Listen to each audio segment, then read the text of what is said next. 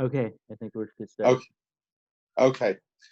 This week, in Chutz La'aretz, this week's Sedra is Behaaloscha. So, Vaydaber Hashem Moshe Lemor Daber Al Aaron V'Amarte La Palosas Haneros. When you kindle, he says, kindle or put up the lamp, the light toward the face of the menorah. So the seven lamps cast light. In other words, they face toward the middle. However, this parsha that talks about the lighting of the menorah is mentioned immediately after the end of last week's Sedra, which talks about the korbanos, the sacrifices that each of the leaders of the different tribes gave toward the Chanukah HaMizbeach, to the dedication of the altar in the Mishkan. But there was one Shevet that did not participate, and that was the Shevet of Levi. And Aaron was somewhat depressed or chagrined. The Art Scroll translates it chagrined. To me, it seems it's more a little bit of a touch of depression. Chol Shadaito. Why he and his Shevet did not participate in the giving of this korban, this sacrifice at the dedication of the altar of the Mishkan. And so HaKadosh Baruch Hu said to Moshe, speak to Aaron and tell him that he's going to light the menorah. And I will raise up the menorah. And Shalcha, Moshe, Aaron, your portion of lighting the menorah is greater than the portion of the Nesiim and of the other Shvatim, of the other tribes. Shalcha dola mishalahem, your portion is greater. Shata madlik umeitiv as menorah, because you light umeitiv, that's the preparation or the fixing of the candelabrum, the wicks, the oil, fixing it for being lit. And the question the Ramban asks that Aaron did so many things. Did Avodah Yom Kippurim, everything in the Mishkan, all the Avodah was under the direction of Aaron. Why is it that the menorah is used to let Aaron realize that his portion is greater than the portion of the other Shvatim? And the Ramban says, with sort of two answers that are really one. The Ramban says, because there'll come a time when the Beis HaMikdash, which is the successor to the Mishkan, will not be functioning, when Eretz Yisrael will be under Greek rule, and it will be the descendants of Aaron, the Hashmonaim, who will overcome the Greek control over Eretz Yisrael, and specifically over the Beis HaMikdash, and they're the ones who are going to fix the Beis HaMikdash, and they are the ones who are going to rededicate the Beis HaMikdash. And they are the descendants of Aaron. Shalcha dola mishalahem. Your portion is greater than theirs, not just because of what you're doing, but because of what your children are going to be doing that you are also doing. And then he adds, in the name of a medrash, he says in the name of Rabbeinu Nisan, that when the Beis Hamikdash is destroyed, so there'll be no service, there'll be no korbanos, no sacrifices,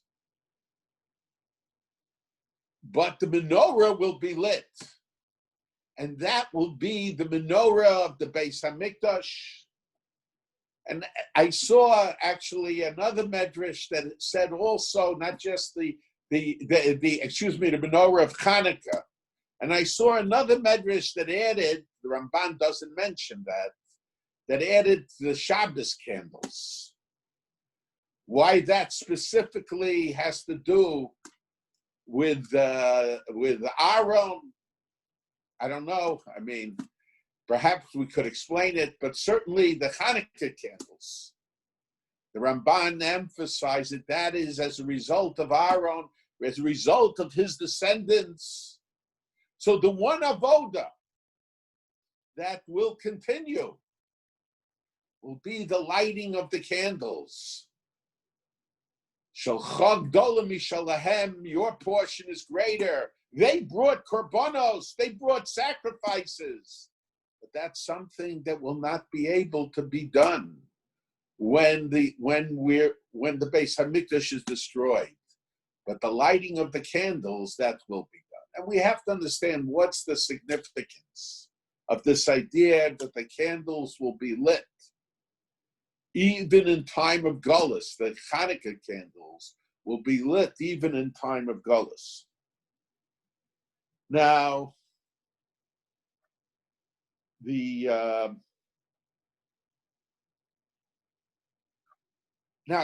my uncle,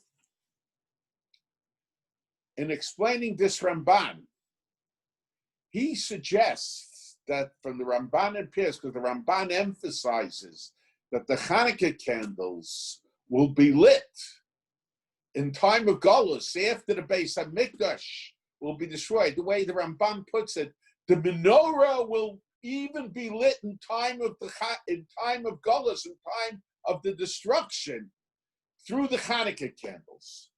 My uncle, and I'll mention later that I don't think it's a person is really compelled to say that, but my uncle understood that to mean that the mitzvah of Chanukah candles was only instituted after the time of the Churban Beis Hamikdash, after the destruction of the Beis Hamikdash. And my uncle even gave the reason, Zeicher LeMikdash, in order that we should remember the Mikdash. In other words, at the time of the Chashmonayim, when the holiday of Chanukah was instituted, as the Gemara in Shabbos tells us, it was instituted lahodos ulahalo. What does lahodos ulahalo mean? Lahodos ulahalo, halo means to say hello. Chanukah, we have to say hello. But what does hodah mean? Hodah, Rashi says, means alanisim. So at that time, Chanukah candles were not yet instituted. That was only instituted later. And from the Rambam, it also appears that Chanukah candles were only instituted later, because after the Rambam mentions the miracle of the Chanukah candles, he says, "Ubnei hiskinu chachomim shabosa ador." Sheyehei shmonas hayamim ha'elu. These 8 days, shetchilosan chafei bekislev, yemei simcha v'halal, they should be days of joy and hallel. And then he says, umadlikin behem, and we light candles. He didn't say that those chachamim instituted the lighting of the candles. But in other words, the Rambam should have said, v'sheyiu madlikim, and they should light. Apparently, the lighting of the candles was a later custom. There are some opinions that the lighting of the candles was instituted right at the beginning. I assume they understand the word hodah to mean the bracha of sha'asa nisim lavoseinu, which we say when we light the candles. But the Rambam's opinion, that's the opinion of the Kolbo. The Kolbo is very explicit that the mitzvah of lighting of the candles was instituted right at the very beginning, together with the Hallel. It was instituted as a mitzvah of Chanukah. However, the Rambam and Rashi are very clear that the mitzvah of lighting Chanukah candles was not instituted initially.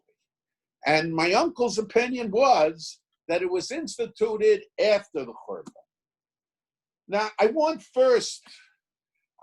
think that that it could be learned a little differently, but at first I would like to discuss my uncle's opinion that it was instituted after the Churban. My uncle said it was Zeichel HaMikdash, to remember the Beis HaMikdash. But it could be it's more than just that. Now, the Ramban, now we take a look at the mitzvah of Chanukah candles. So when we take a look at the mitzvah of Chanukah candles are lit at the door of the house under laboratory conditions. They're lit at the door of the house, opposite the mezuzah. And the question is, why is the Chanukah candles lit at the door of the house? And there seems to be a special connection with the mezuzah. And I think, and also the Gemara in Shabbos, when it talks about the mitzvah of Chanukah candles, it says Chanukah candles is a mitzvah ner ishu beiso. It's a mitzvah that one person can do, and the whole family could fulfill the mitzvah with his candle. Chanukah time, we could discuss it more at length. But the question is, what is this association of the door of the house and the idea of a family near issue beso? What is the connection to Chanukah? Why specifically in regard to Chanukah candles? It's very interesting. The Rambam in the Igros, he talks about the difficult situations that the Jewish people found themselves from decrees of nations that ruled over them, that sent them into exile. And he mentions that one of the worst decrees, it's very odd, but one of the worst decrees that the Jewish people had to endure was a decree by the Greeks that no Jew was allowed either to have a door on his house or to lock the door. It's not clear, but basically the house had to be accessible without notice. And the question is, and this was instituted by the Greeks, why did the Greeks make such a decree? But I think the Greeks understood something that unfortunately many of our yeshivas don't understand. And that is the role that the house plays in the perpetuation of tradition, in the continuation of the Masorah. The Greeks knew they could close down the Beis HaMikdash. They can turn the temple into a house of idolatry. They can close down all the shuls. They could close down all the yeshivas. But Jewish tradition will continue anyway. Why? Because of the Jewish home. And it was because of that realization that the Greeks made a decree that in order to scare the Jew, not to perpetuate tradition in their home, that they said there shouldn't be doors on the houses of the Jew, or the doors should not be locked. So a Greek officer at any moment should be able to come in. And the Ramban in Negros in another place points out something very interesting. He's trying to encourage Jews not to become despondent, that ultimately the Jewish people who are oppressed will overcome their situation, the difficult situation. And he said that at one point, almost all of the Jewish people in Eretz Yisrael were Misyavnim, were Hellenistic.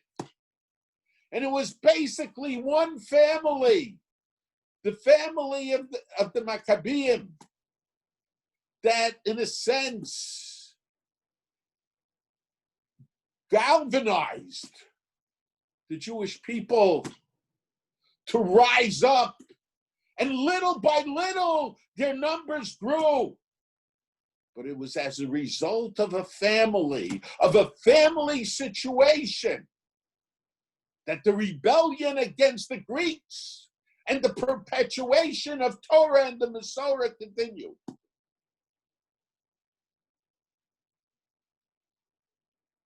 I think that that's the reason why the Chachamim instituted that the Chanukah candles should be lit at the door.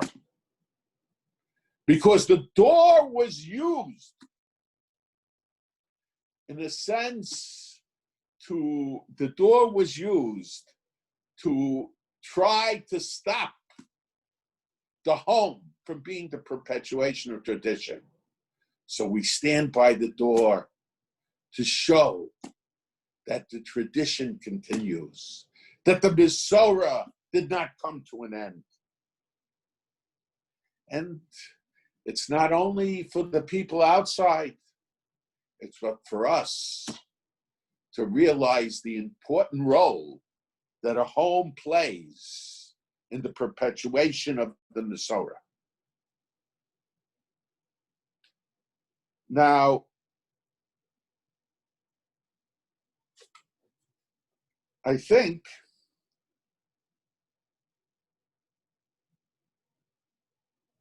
that perhaps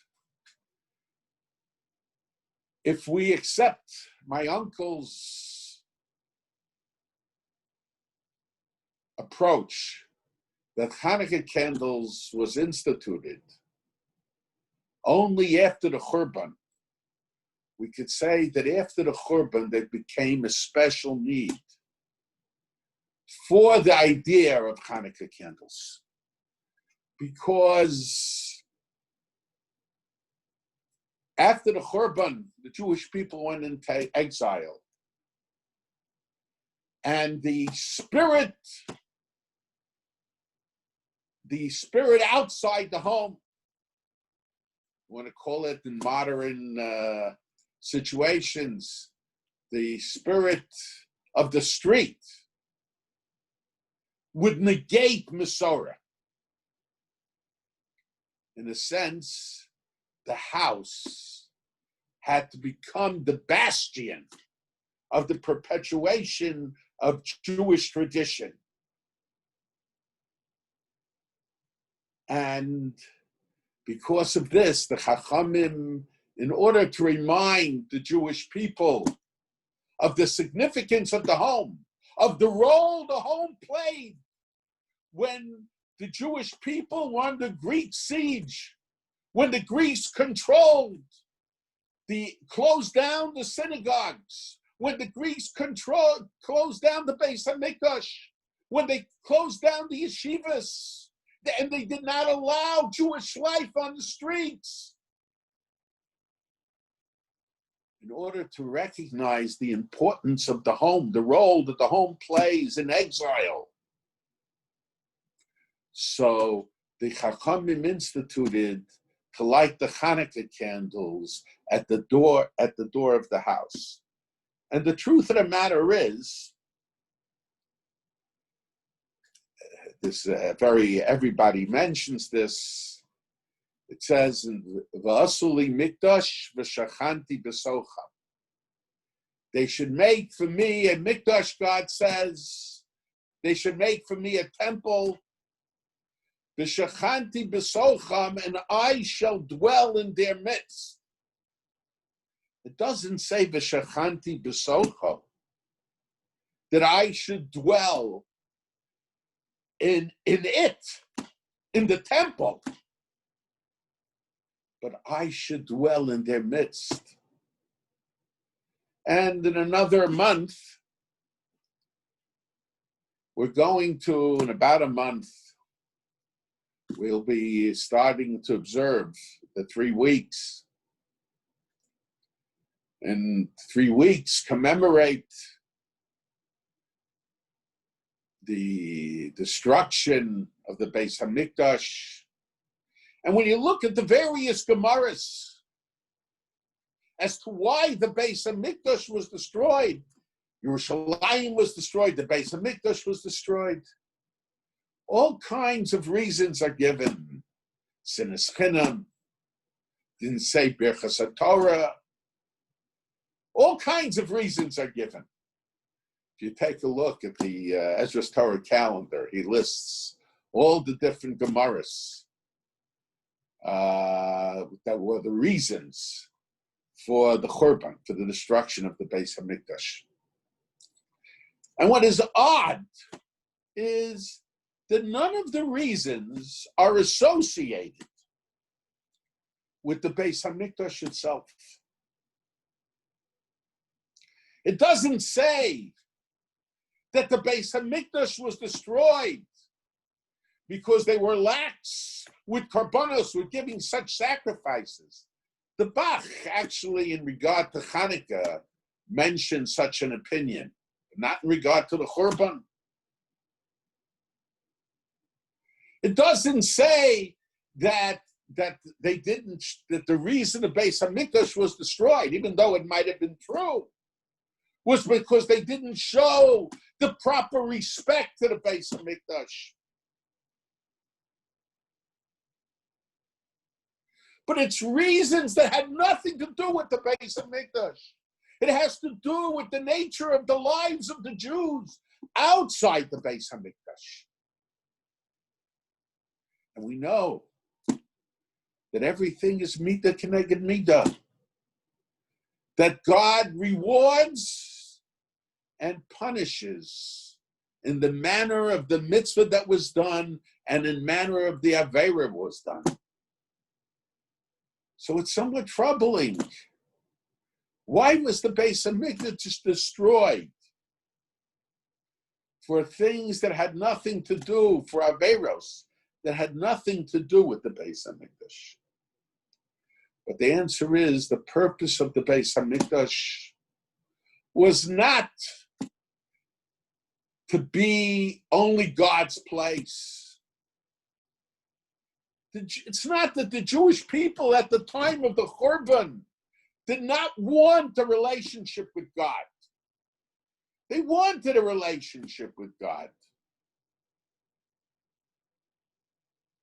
But they didn't want to take God outside the Beis Hamikdash. You know, when we say Shalom Aleichem, Rabbi Yaakov Emden, because the minhag in my family is not to say Shalom Aleichem. They didn't like talking to Malachim.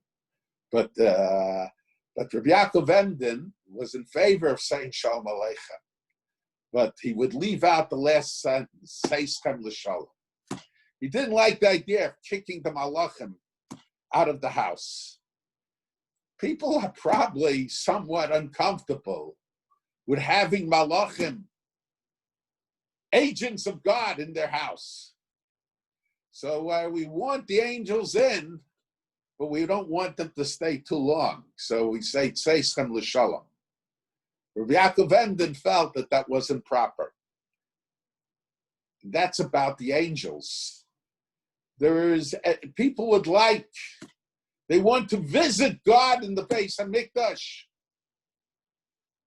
They don't want to bring God home with them. And it could be, so because of that, the Beis Hamikdash was destroyed. The walls of the Beis Hamikdash became God's jail. And when we came to the Beis Hamikdash, when the Jewish people came to the Beis Hamikdash, it was almost like visitation in a jail. HaKadosh Baruch Hu figuratively had to break out of his jail. And that was the reason, perhaps, for the Churban. It wasn't what the Jewish people did or didn't do in the Beis Hamikdash. It was what the Jews didn't do outside the Beis Hamikdash. And the reason they did not act properly outside the Beis Hamikdash was because they felt that they could maintain their relationship with God, but limit that relationship to the Beis Hamikdash. And I think this is the reason. And by our own leadership, one can only be a Kohen. One can only do the service. Civil leadership of the Jewish people, even though it's limited to Shevet Yehuda. Certainly according to the Rambam, when there were necessities, like in the time of the Hashmonaim, even those who weren't part of Shevet Yehuda, because of special necessity, could become king. The Rambam gives that as one of the reasons. The Ramban happens to disagree, but the Rambam gives that one of the reasons for the celebration of Chanukah. Behemidu melech min haKohanim. They installed a king from the Kohanim. Why? What's the significance from the Kohanim? It should say Behemidu melech min Yisrael. That finally there was Jewish leadership. But the answer is, originally, at least the original kings that were instituted were in order to enforce to make sure that the Masorah continues. My uncle mentions that there was a suspicion that others would not perpetuate the Masorah. Because of that, the Hamidu Melech min HaKohanim. But when it came to Kahuna, when it came to the Avodah, irregardless of the circumstance, it had to be Beis Aaron. It had to be from the family of Aaron. There had to be this family attitude. And this is what the Hashmonaim, so it was from the Chanukah, the continuation of tradition emphasized the importance of the home, and it emphasized also the importance of family. And I think a year or two ago, I was in Boynton Beach. I was davening. I daven when I'm in Boynton Beach. I daven in the Chabad shul there. Rabbi Cement is the rabbi, and there was a guest speaker from Israel, I think a general in the Israeli army, who had a special program, talking about a special program that in the army that they were using as soldiers in the special unit, those who were autistic, because they had a special ability to detect by looking at the pictures that of the enemies of Israel where there might be bunkers or there might be tunnels. And I was sitting in the one that sponsored this speech was the Jewish Federation in Florida. And I was sitting next to one of the leaders of the Federation, and he mentioned to me, and he was not observant, he mentioned to me that one of the problems that the Jewish community is facing today, this was after the Pew report came out, that with the exception of the Orthodox, we don't know what's going to be in the next generation and the generation after that in regard to Jewish identity. And I said to him, I think the part of the problem is that the difference, and we have to also understand why there has been a change. Years ago, they did not face that same dilemma. I think part of the problem is that to a large degree, and there are exceptions, there are all kinds of exceptions, and I'm not saying this as criticism. I'm saying this as an observer.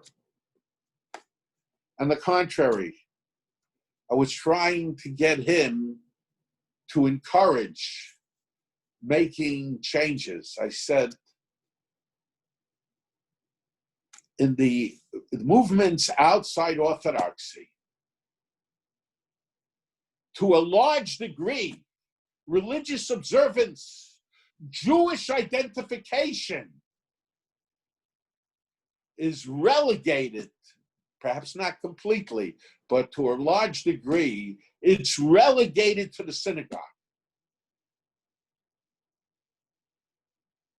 And as attendance in the synagogue becomes limited to the high holidays and special occasions such as bar mitzvahs, Jewish observance and recognition of Jewish identity becomes much weaker. The Orthodox, there is a strong sense of Jewish identity. There's a strong sense of Jewish observance in the home. In fact, it's my feeling that perhaps, I know many will disagree with me, but to a large degree, the home potentially can play a stronger role than even the educational institutions. Not that we don't need both. We need both. And we need them to work together and not to fight one another.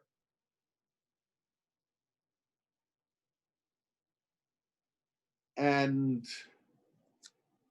this is, and the truth of the matter is, day schools, it's recent history.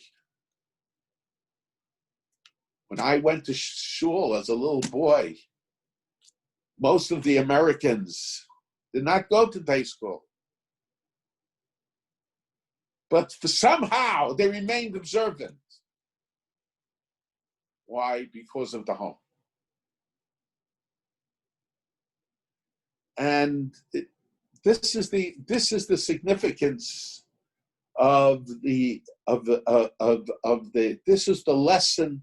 This was the lesson of Chanukah, and that's why the menorah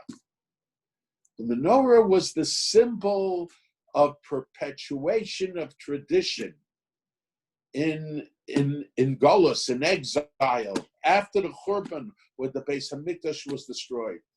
And we could suggest that also is the reason. That also is the reason for the Chanukah candles, for the Shabbos candles.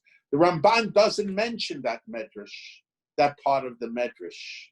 He only mentions the things that have to do with Chanukah, the Chanukah candles, because he wants to make a direct link to Aaron HaKohen, to the Kohanim. But there is a link even with the Shabbos candles, because my uncle mentions in the Shurim L'Zeicha B'Mari, he says, what's the difference between Yontif and Shabbos? Yontif, the Jews go to God. They go, you have Aliyah L'Regel, Jewish people go to the Beis HaMikdash. But Shabbos, we have Kabbalah Shabbos. We accept the Shabbos. We accept the Shekhinah. It's brought down that a person preparing for Shabbos should be prepared. The Ramban mentions, the Gemara mentions, should be prepared before Shabbos, should be sitting in his seat, waiting for the Shabbos to come. And some of the Tanoim would go out, the Rambam emphasizes, with their students based on the Gemara, in a sense to bring the Shabbos into their house, to welcome the Shabbos, What's the idea? We don't have this idea, special service, Kabbalah's Yontif. Tosfos Yontif you might have, but Kabbalah's Yontif, there's no special service. Yontif, we go to God.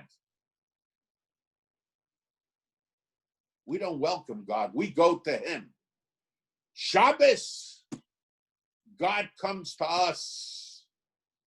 It represents the idea that God is in the house. It represents the idea that the house is a mikdash ma'at. V'asuli mikdash v'shachanti b'socham.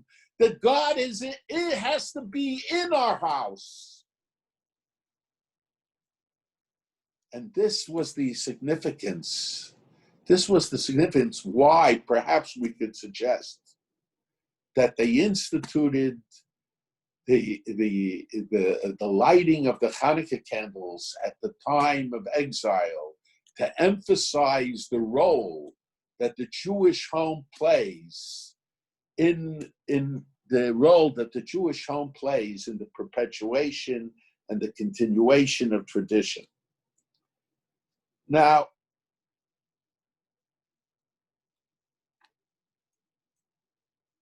I want to suggest perhaps we could understand the Rambam a little different than my uncle. My uncle said that they introduced the mitzvah of Chanukah candles according to the Ramban after the Churban. However, when one looks at the Ramban, one could read the Ramban that the Chanukah candles was even after the Churban, not that it wasn't before. But clearly, according to the Rambam, it wasn't introduced at the very beginning. And the question is, when did they introduce it? And why did they introduce it later? If originally Chanukah was only the holiday of Hallel and Hodah, so why did later on, long before the Churban, they introduced the mitzvah of Chanukah candles? And it's interesting, when the Rambam talks about the enacting the mitzvah of Hallel and Hodah on Chanukah, saying Hallel and giving thanks, the Rambam says, "V'chachamim sheba'oso hador." The chachamim, the scholars, the rabbis of that generation, of the generation of the Maccabees, they introduced Hallel v'Hodah. It seems that Chanukah candles was introduced in the next generation or a later generation. Why is it? And I think this is very important for our community because we have it.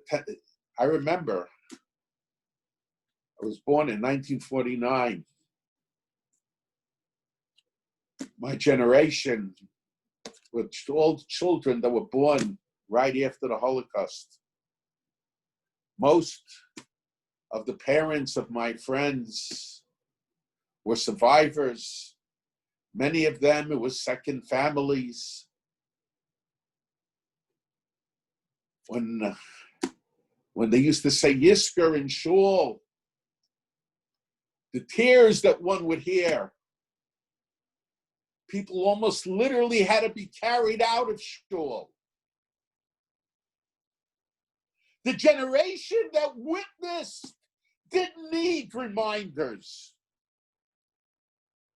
If anything, people were trying to encourage them to get on with life. And when the state of Israel was established,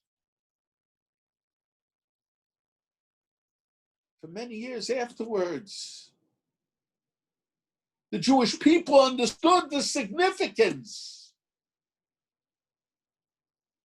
of the establishment of the state of Israel, especially after the Holocaust, that the Jewish people finally had a place that they could go to, security. But with the passage of time, and more than that, with the passage of generations, all of this is going to be forgotten.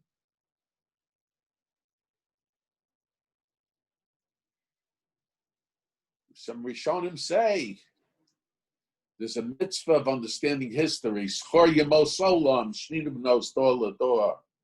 Doesn't mean to know the birthdays of the kings or whatever, but the lessons of history. But after a few years, much is forgotten. And we need reminders. And that's why the Chachamim, at a later generation, introduced the generation of the Chashmonayim.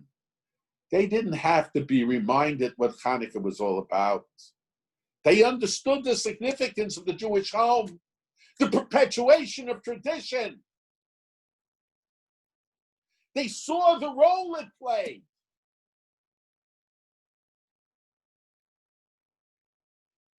Even before the Churban, we were forgetting. And I think to a large degree, that is the dilemma we are facing.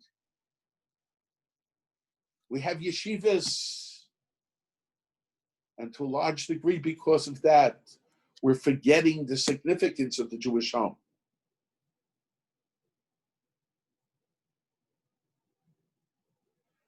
And if there's anything to be said about this virus, the sickness that has shut down the yeshivas, that has shut down the shuls, and in a sense we're forced, it's a bad word to use, but that's the unfortunate situation. It's not the Greeks this time, it's not the Romans that closed down the shuls, that closed down the yeshivas.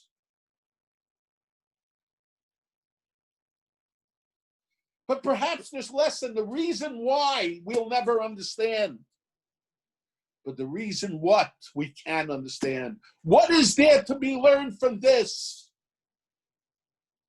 What is to be learned is that Jewish tradition, that learning Torah can continue in the Jewish homes.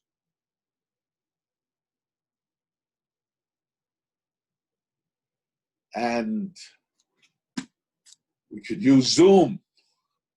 Years ago, a number of years ago, they used to make all kinds of assemblies. In New York, thousands upon thousands of people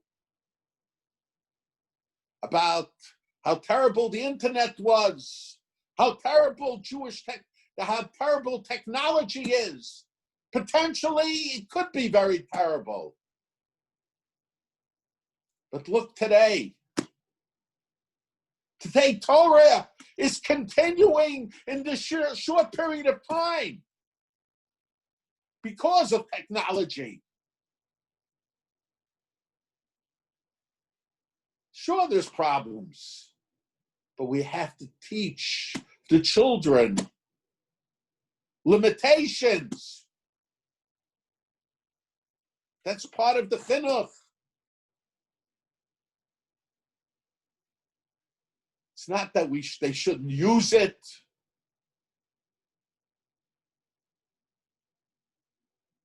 But they have to learn how, by their own will. We have to inculcate them how to use it. A lot of terrible things were initiated through telephone calls. But people understand that they can't get rid of telephones. I think there's a lesson to be learned from all of this. And the lesson to be learned from this is that we cannot relegate. Torah has to continue in shuls. Torah has to continue. Shiurim have to continue in yeshivas, in Jewish schools. But Torah has to continue in the home as well. And very important that parents learn Torah in the house, study Torah at whatever level, and do mitzvahs in the house. So the children should learn from example, not just by direction.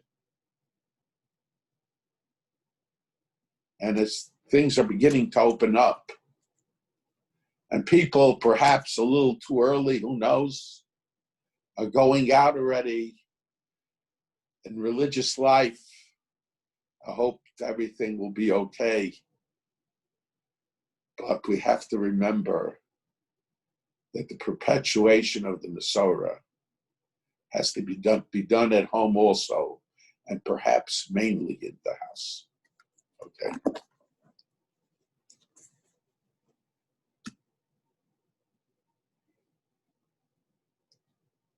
Okay, thank you. If anyone has questions, please put questions in the chat box, and I'll ask them on your behalf.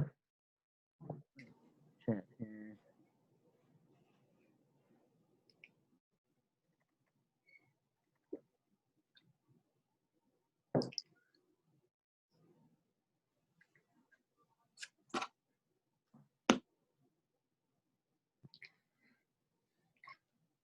We'll continue next week.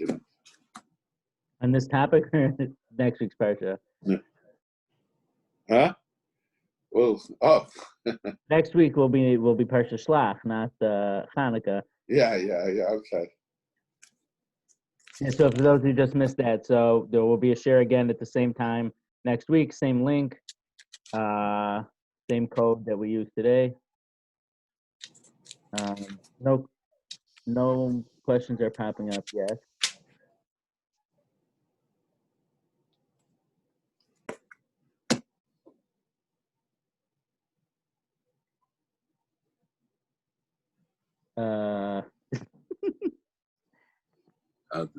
I see there's a question there. It's a bit tongue in cheek. Could you answer how did okay. I was not saying Amenia Heshmei Rabbi in the time of the Greeks? Okay. All right. Anything else? From Abraham. Yashikoa. Okay.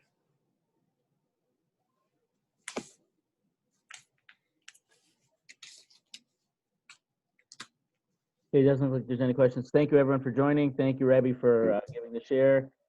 I hope to see you again next Sunday, same time, same code. Thank you very much. Thank you. Okay. Okay, bye, everyone.